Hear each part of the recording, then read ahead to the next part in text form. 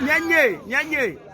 Anya kunya from brand nya ba ma bia da na ba. Ntai ye gboto o. Very good. Agro na ba ye ma si apo. Efia ba anwo ba do kongo la bubu. Gidi. Ramana Mila.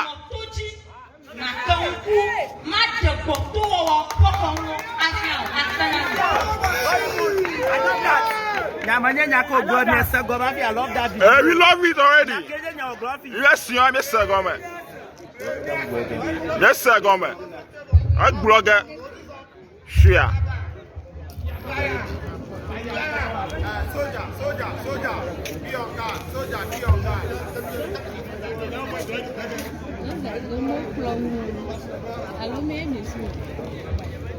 Nyamanya Kenya ngofio I like that adi mo. Roto na kponglo.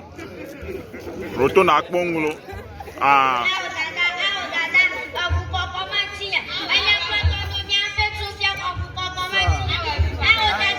Abadungo yaba kokowamu. Rejiri na kponglo ablo.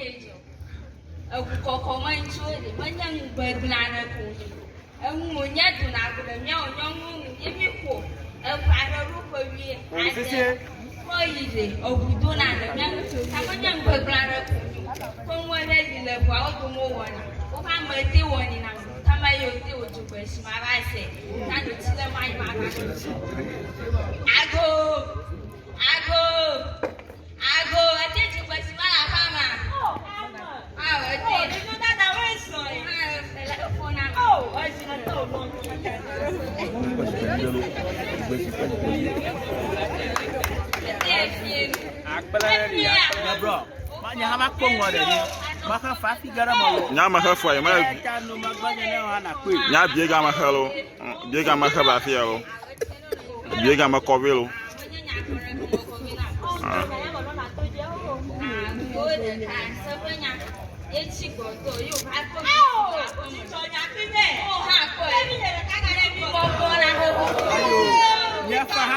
Ni kaka nguo mi jo. Kaka nguo mi jo. Afa mi hafi ba fia.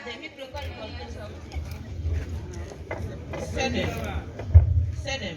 Misa de figa platforms here. Okay, thank you. Oh my God, girl, insurance cover. They are covered with insurance, full insurance. You cover up with insurance. No gun how you get on. Hello. And you have to play back for Jamila. Let me join boy. Young baby, I'm not when I'm you. I got to send it out of your dear bottle. Yes, you me.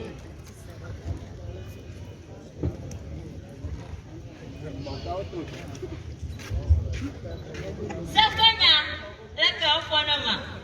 Vinaro young man. Young man.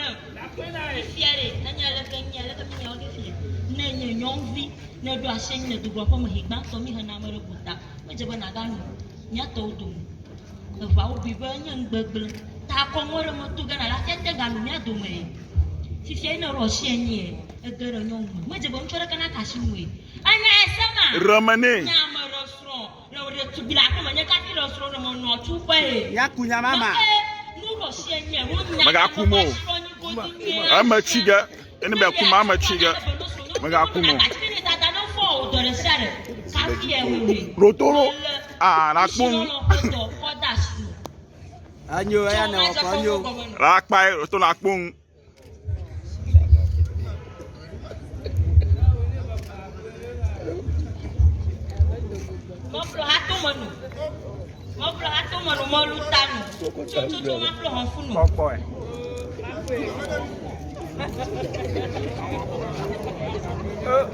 Very good. Anyo akpala.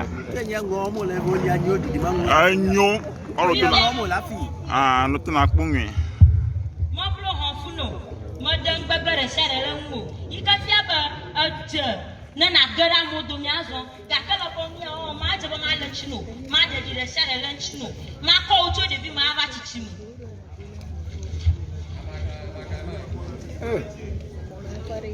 Chialamo la Chiayaka. A pogger, a chiang mama, a chiang mamonona. A chiang mac pacamonona. Ramanella. One man come that's in a row. Oganku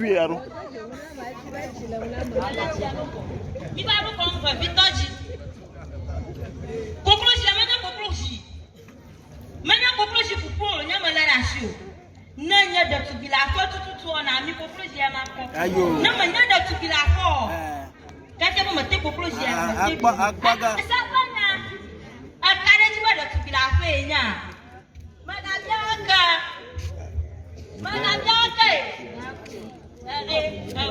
Attends.